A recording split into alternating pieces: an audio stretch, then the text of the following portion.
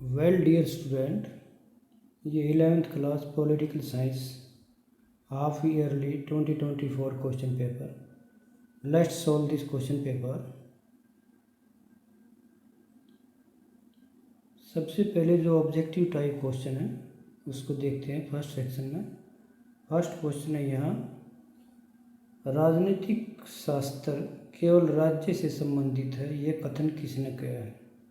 तो ये इसका सही आंसर रहेगा गार्नर ने। नेक्स्ट देखिएगा फिर सेकंड क्वेश्चन पे, लैटिन भाषा के JUS का क्या अर्थ है? इसका सही अर्थ है कानून बनाना।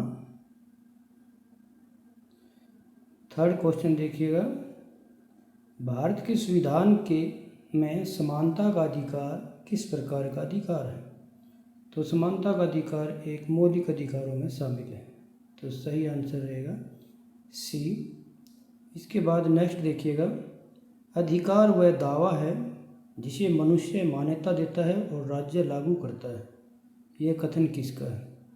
तो यहाँ ये इसमें से रहेगा उपरोक्त में से कोई नहीं, फोर्थ का। इसके बाद नेक्स्ट जो है फिफ्थ क्वेश्चन जो देखते हैं।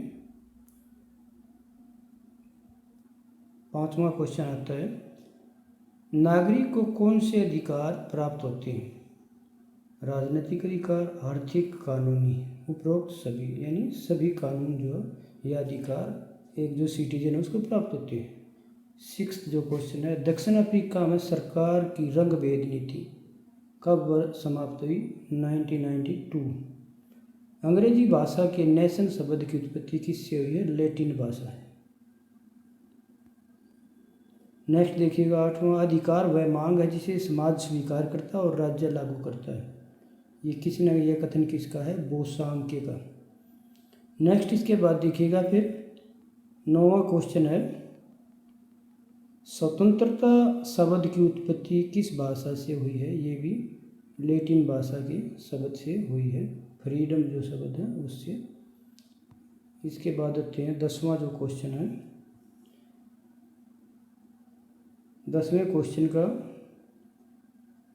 अभिकथन है और एक उसका कारण है। स्वतंत्रता सभी को मिलनी चाहिए, यस ठीक है। उसका स्वतंत्रता व्यक्ति के विकास के लिए आवश्यक है, व्यक्ति के विकास के लिए आवश्यक है तो सबको मिलनी चाहिए, इसका मतलब दोनों कारण सही है और उसकी कथन की व्याख्या भी सही, तो यहाँ ए आंसर जो है इसका सही रहेगा। नेक्स्ट सेक्शन पे चलते हैं। 11वां जो क्वेश्चन है, अभी पीछे जो है दे रखा था, नागरिक और विदेशी में अंतर। तो नागरिक को कौन कौन से कानूनी अधिकार मिले हुए थे वो लिख सकते हैं। नागरिकों को मौलिक अधिकार प्राप्त होते हैं।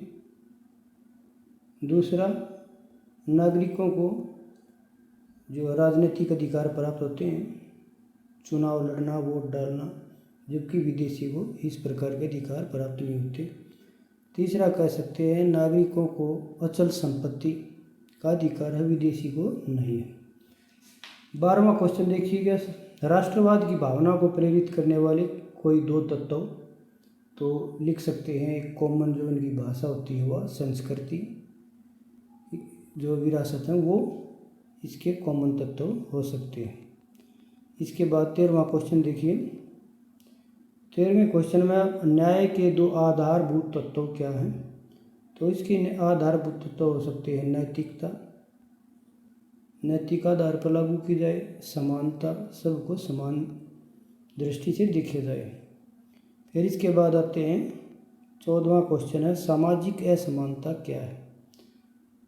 सामाजिक असमानता यानी समाज में लिंग, जाति और जो है उनकी विभिन्न भेदों के आधार पर जो उसमें विभिन्नता बरती जाए, उसमें असमानता देखी जाए या बढ़ावा दिया जाए, तो वो सामाजिक असमानता है।